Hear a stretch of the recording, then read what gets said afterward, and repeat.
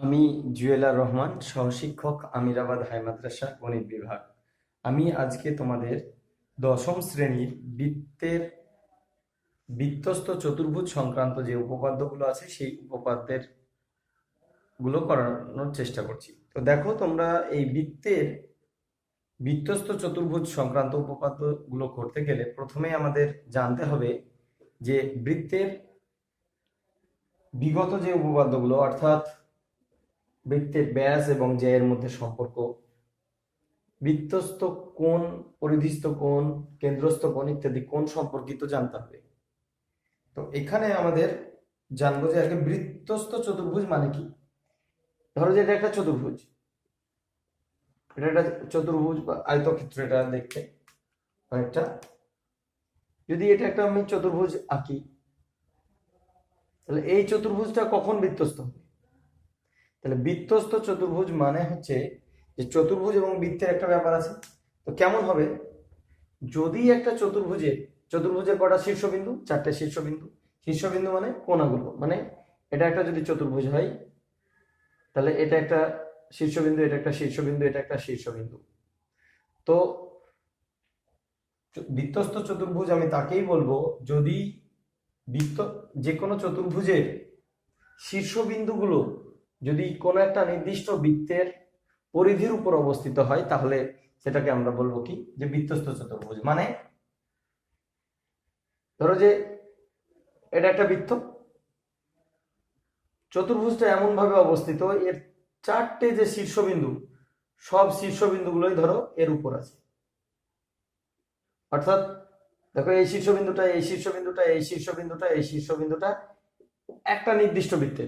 তাই বলে এরকম হলে হবে না কিন্তু। দেখো, এটা একটা বৃত্ত, এটা একটা বৃত্ত। ধরো যে সাপোজ এর উপর এই দুটো শীর্ষবিন্দু দিয়ে এখান দিয়ে গিয়ে এখান দিয়ে গিয়ে এটা একটা চতুর্ভুজ। দেখো, এর ক্ষেত্রেও চতুর্ভুজটা কি, দেখো শীর্ষবিন্দুগুলো বৃত্তের পরিধির উপর, এটা একটা বৃত্তের পরিধির উপর, এটা অন্য একটা বৃত্তের। আসলে দুটো আলাদা বৃত্তের উপর হতে হবে না, চারটে শীর্ষবিন্দুকে একই বৃত্তের পরিধির উপর অবস্থিত হতে হবে, চারটে শীর্ষবিন্দুকে, ঠিক আছে? তবেই আমরা কি বলবো, যেটা বৃত্তস্থ চতুর্ভুজ।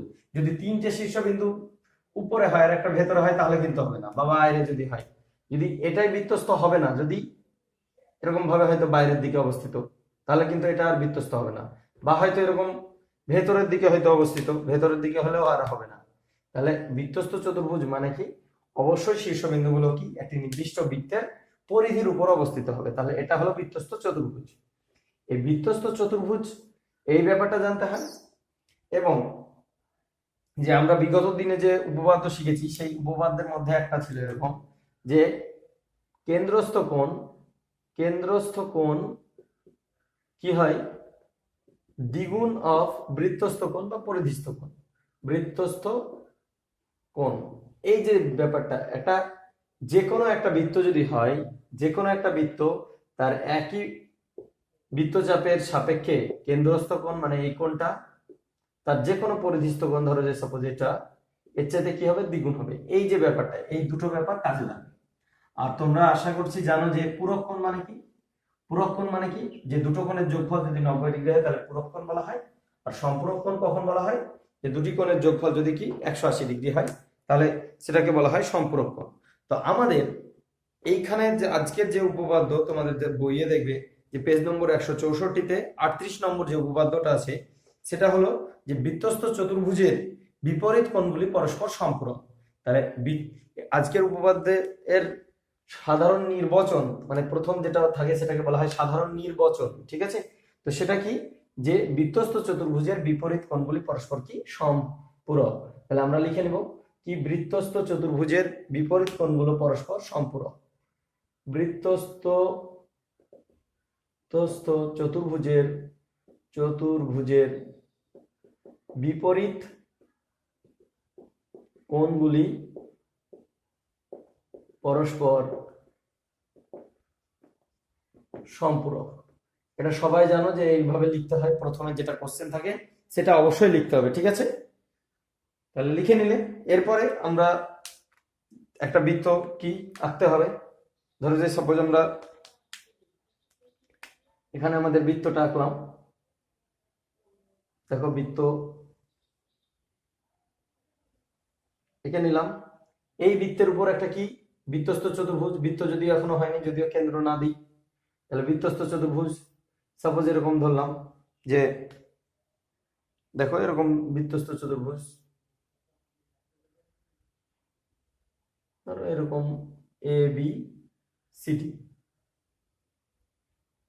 এটা ধরো সাপোজ চতুর্ভুজ, এটা একটু আর একটু বাঁকা। ইন জেনারেল ছবিটা দেখবা যে কোনো হয়তো আয়তক্ষেত্র বা বর্গক্ষেত্র বা সামান্তরিক এই টাইপের যেন না হয়, ইন জেনারেল চতুর্ভুজ যেমন হয় সেরকম আঁকার চেষ্টা করবে, ঠিক আছে? কারণ দেখো তাহলে আমরা কি যে এ এটা ধরো সাপোজ দিলাম এ, এটা বি, এটা সি, এটা ডি, তাহলে আমরা কি নিয়েছি ও কেন্দ্রীয় একটি বৃত্ত নিলাম এবং এ বি সি ডি একটি কি বৃত্তস্থ চতুর্ভুজ। তাহলে কি যে প্রদত্ত কি লিখতে হয়, প্রদত্ত কি লিখতে হয়, ও কেন্দ্রীয় বৃত্তের এ বি সি ডি একটি বৃত্তস্থ চতুর্ভুজ, এটাই তো লিখতে হবে। এরপরে কি প্রামাণ্য বা প্রমাণ করতে হবে, এই বলে লিখতে হয় কি প্রামাণ্যতে। দেখো যে কি বলেছে যে প্রমাণ করতে হবে যে বৃত্তস্থ চতুর্ভুজের বিপরীত কোণগুলো পরস্পর সম্পর্ক, মানে বৃত্তস্থ চতুর্ভুজ এটা, তাহলে এটা একটা কোণ, এটা একটা কোণ, এটা একটা কোণ, এটা একটা কোণ, তো বলছে বিপরীত কোণগুলো পরস্পর সম্পর্ক, মানে এর বিপরীত কোণ কোনটা, সি, তাহলে এই কোণটা এবং এই কোণটার যোগফল কত ডিগ্রি দেখাতে হবে, 180 ডিগ্রি। একই রকম ভাবে এই কোণটা এবং এই কোণটার যোগফল কত দেখাতে হবে, 180 ডিগ্রি। তাহলে আমরা লিখবো কি দেখো, তাহলে প্রামাণ্য কি যে প্রমাণ করতে হবে কি কোণ এ ডি সি প্লাস কোণ এ বি সি সমান কত ডিগ্রি, 180 বা 2 ডিগ্রি সমকোণ, এটাই তো সম্পূরক। আবার এই কোণটা ডি এ বি প্লাস কোণ বি সি ডি সমান কত ডিগ্রি, 180 ডিগ্রি। বুঝতে পেরেছো? এটাই হচ্ছে আমাদের প্রামাণ্য মানে কি দুটো কোণের যোগফল যদি 180 ডিগ্রি হয় তাহলে সেটাকে আমরা সম্পূরক বলি, তাই ঠিক আছে। এবার আমরা যে কিছু অঙ্কন করতে হবে সেই অঙ্কনটা দেখে নাও, ঠিক আছে? তাহলে অঙ্কন কি করছি, অঙ্কন হচ্ছে এও, এটা যদি ও হয় একটা বৃত্তের কেন্দ্র, তাহলে কি করা হয়েছে এও এবং ওসি যুক্ত করা হয়েছে। তাহলে অঙ্কনে কি হচ্ছে, অঙ্কন হচ্ছে এ ও সিও যুক্ত করা হলো। এবার হচ্ছে প্রমাণ। দেখো প্রমাণটা আগে মুখে বলে দিই তারপরে আমি লিখছি। প্রমাণের ক্ষেত্রে দেখো আমরা জানি কি, ধরো যে সাপোজ এখান থেকে এই অবধি একটা কি, এটা এই গোটাটাই হচ্ছে একটা বৃত্তচাপ। এই যদি গোটা বৃত্তচাপটা ধরি তাহলে এই গোটা বৃত্তচাপের ক্ষেত্রে দেখো এই যে গোটা বৃত্তচাপ, এই বৃত্তচাপের সাপেক্ষে এটা কি কেন্দ্রে উৎপন্ন কোণ, তাহলে এটা কি কেন্দ্রস্থ কোণ, আর এটা কি পরিধিস্থ কোণ বা বৃত্তস্থ কোণ। তাহলে এটা দ্বিগুণ হয় কার, এটা মানে এটা এইটার কত অর্ধেক হবে, মানে এটা যদি 120 ডিগ্রি হয় তাহলে এটা কত হবে 60 ডিগ্রি, তার মানে এটা কি অর্ধেক আর এটা হলো কি দ্বিগুণ। তাহলে এই যে আমাদের তো ডি কোণ নিয়ে আলোচনা, তাহলে ডি কোণটা কি হচ্ছে এই যে পাশের কোণটা, এই পাশের কোণের কি অর্ধেক। একই রকম ভাবে ছবিটাকে যদি উল্টে দাও বা বই যেটা আছে সেটাকে যদি উল্টে দাও তাহলে সেক্ষেত্রে বৃত্তচাপটা দেখো এইটা হয়ে যাবে এবং সেক্ষেত্রে কেন্দ্রস্থ কোণ কি হয়ে যাবে, এই পাশটা হয়ে যাবে, আর পরিধিস্থ কোণটা হয়ে যাবে বি কোণ। তখন দেখো বি কোণটা কার অর্ধেক হয়ে যাবে, এইটার অর্ধেক। বুঝতে পেরেছো? তাহলে দেখো ডি আর বি যদি যোগ করি তাহলে অর্ধেক একবার এর অর্ধেক একবার কি এর অর্ধেক, এই টোটাল কোণটা কত ডিগ্রি, 360 ডিগ্রি। তাহলে 360 ডিগ্রির অর্ধেক মানে কত হয়ে যাবে, 180 ডিগ্রি। তাহলে আমরা ওইভাবেই করব। তোমরা বইয়ের যে ছবিটা আছে বা ছবিটা যদি এঁকে নাও খাতা দেখে, মানে এই ছবি দেখে, তাহলে খাতাটাকে একবার উল্টাতে হবে একটু পরে, ঠিক আছে? তাহলে দেখো এবার প্রমাণ আমি দেখছি, প্রমাণ করছি। তাহলে প্রমাণ করার জন্য আমরা লিখব প্রমাণ কি, এই যে বৃত্তচাপ, এই বৃত্তচাপের নাম কি এ বি সি, এ বি সি দিয়ে এই চিহ্ন দিব, দিয়ে লিখবো বৃত্তচাপের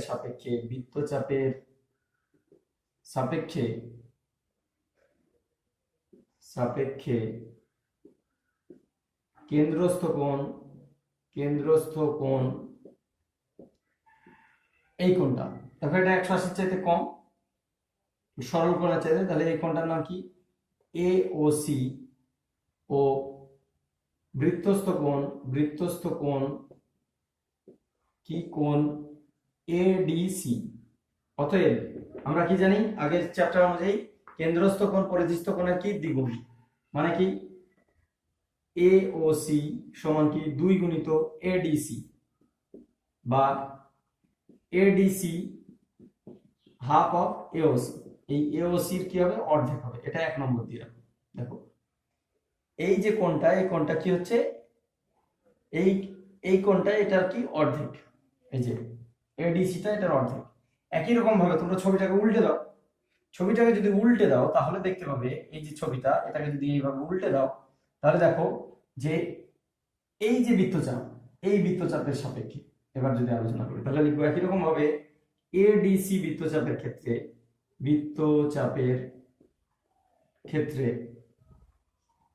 কেন্দ্রস্থ কোণ কোনটা, এইটা হয়ে যাবে কেন্দ্রস্থ কোণ। কেন্দ্রে যে কোণ উৎপন্ন করে, ছবিটাও তোমরা বইয়ের যে ছবিটা সেটা উল্টাতে পারো, অথবা খাতার যে ছবিটা এঁকেছো সেটা উল্টে দাও, তাহলে দেখবা যে এই কোণটা, দেখো এই কোণের নামও কিন্তু এ ও সি, কিন্তু 180 চাইতে যদি কম হয় তাহলে সেই কোণটাকে কি বলা হয়, 180 চাইতে কম হলে নরমাল কোণ এওসি, আর যদি 180 চাইতে বড় হয় তাহলে সেটাকে কি কোণ বলে, প্রবৃদ্ধ কোণ বলা হয়। ঠিক আছে, বৃত্তচাপের ক্ষেত্রে কেন্দ্রস্থ কোণ কি, কেন্দ্রস্থ কোণ হচ্ছে সমান প্রবৃদ্ধ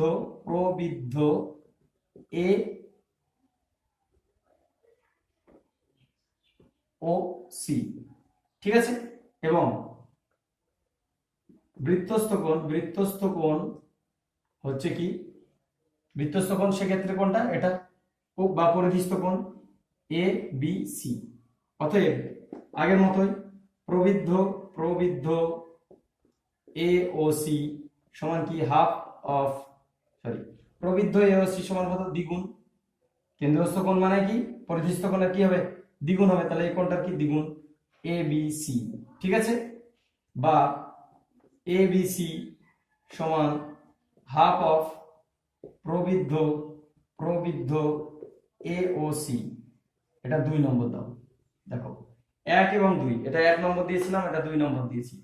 এই 1 আর 2 কে যদি যোগ করি তাহলে কি পাই সেটা আমি উপরে লিখে দিচ্ছি, দেখো এটা মুছে দিলাম। 1 আর 2 কে যদি যোগ করি তাহলে কি পাওয়া যাচ্ছে, 1 আর 2 কে যদি যোগ করি তাহলে এর বাম পক্ষ এডিসি প্লাস কি এর বাম পক্ষ কি এবিসি সমান কি কোণ এওসি প্লাস কি প্রবৃদ্ধ এওসি মানে কি, যে 180 চাইতে বড় হলে সেই কোণটাকে কি বলা হয়, প্রবৃদ্ধ, আর 180 চাইতে ছোট হলে সেটাকে কি বলা হয়, নরমাল যে কোণ। তো দেখো এই কোণটা এবং এই কোণটা, দুটো কোণ যদি যোগ করি তাহলে তো এই পুরো বৃত্তের যে কোণটা, এই কোণটাকে কত ডিগ্রি বলা হয়, 360 ডিগ্রি।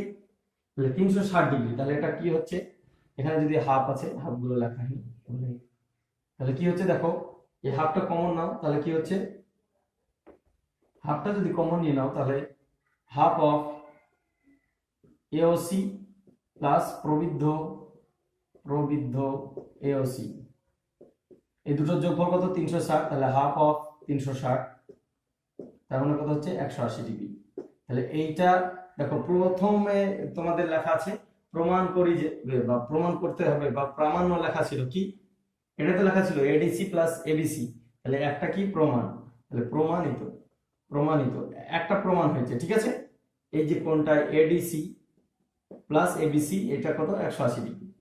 একই রকম ভাবে যদি এই দুটো যোগ করতাম, এই দুটো যোগ না করে যদি এই দুটো যোগ করতাম, তাও এটা এইদিকে দুটো প্রমাণ হতো। অথবা কি জানি যে চতুর্ভুজের 4টে কোণের যোগফল কত, 360, তাহলে দুটো কোণের যোগফল যেহেতু 180 হয়ে গেছে, তাহলে অপর কোণ দুটোর যোগফল কত হবে, 180 হতেই হবে। তাহলে অতএব এই যে কোণটা, এই কোণটার নাম কি,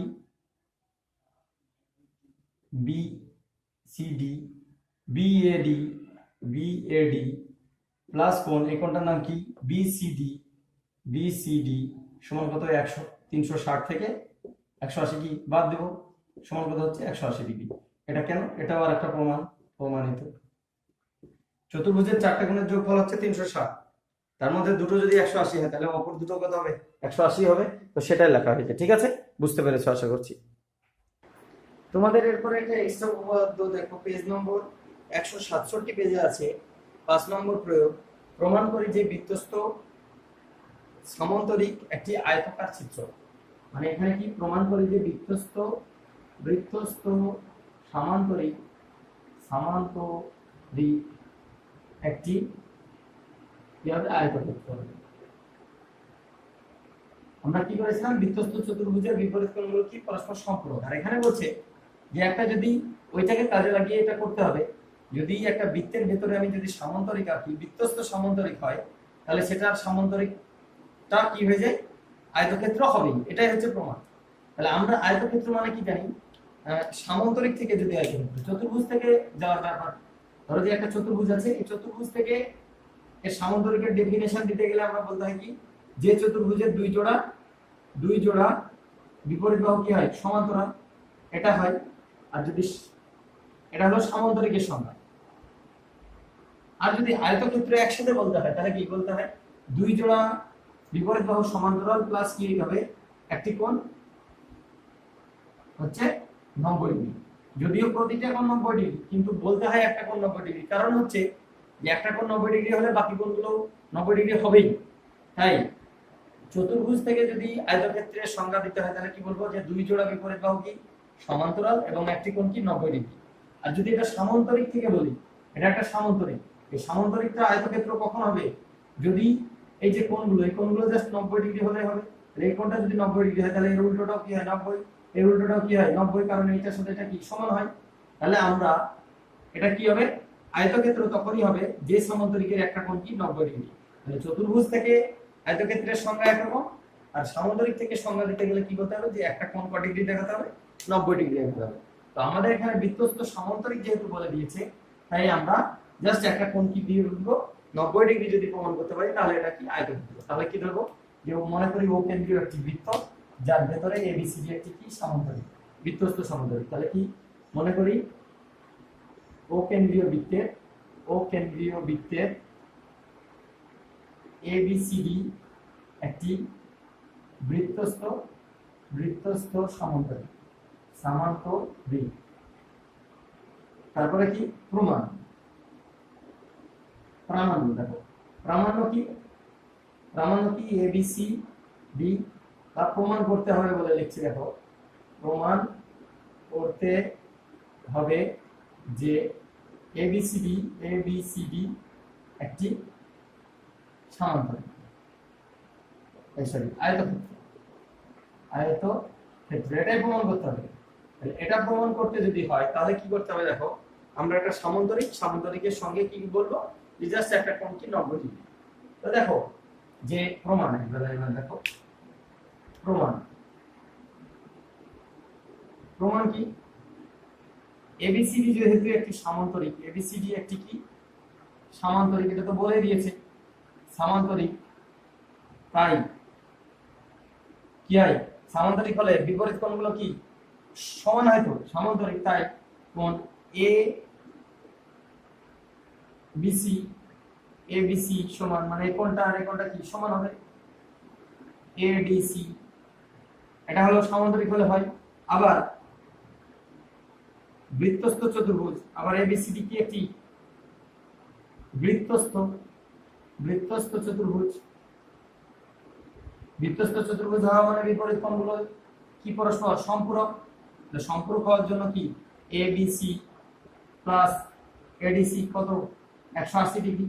দেখো এটা 1 যদি হয় আর এটা যদি 2 হয়, 1 2 থেকে কি পাওয়া যাবে, যোগফলের যোগফল 180, আবার প্রত্যেকে কি সমান, তাহলে 1 আর 2 থেকে কি পাই, 1 ও 2 থেকে পাই কোণ এবিসি সমান কোণ কি এডিসি সমান কত ডিগ্রি, 90 ডিগ্রি। যদিও আমাদের একটি কোণ দেখালে হয়, চারটে কোণ বলা দরকারই নাই, কারণ সামান্তরিকের একটা কোণ 90 ডিগ্রি হওয়া মানে অবশ্যই চারটে কোণই 90 ডিগ্রি হবে। তাহলে আমরা কি বলবো, এবার বলবো যে এখন এবিসিডি সামান্তরিকের কোণ, বা একটি কোণ বললেই হবে, চারটে কোণ বলার দরকার নাই, একটি কোণ 90 ডিগ্রি। অতএব এবিসিডি একটি কি আয়তক্ষেত্র। আয়তক্ষেত্র। দেখো সামান্তরিক থেকে একটা কোণ 90 ডিগ্রি লিখে দিলেই আমরা আয়তক্ষেত্র বলতে পারবো, ঠিক আছে। আর যদি এটা চতুর্ভুজ থেকে যেতে হতো, তাহলে চতুর্ভুজ যদি হতো, সামান্তরিক যদি না বলতো, তাহলে এটাকে কিন্তু আমরা চারটে কোণেই 90 ডিগ্রি দেখাতে হতো, ঠিক আছে।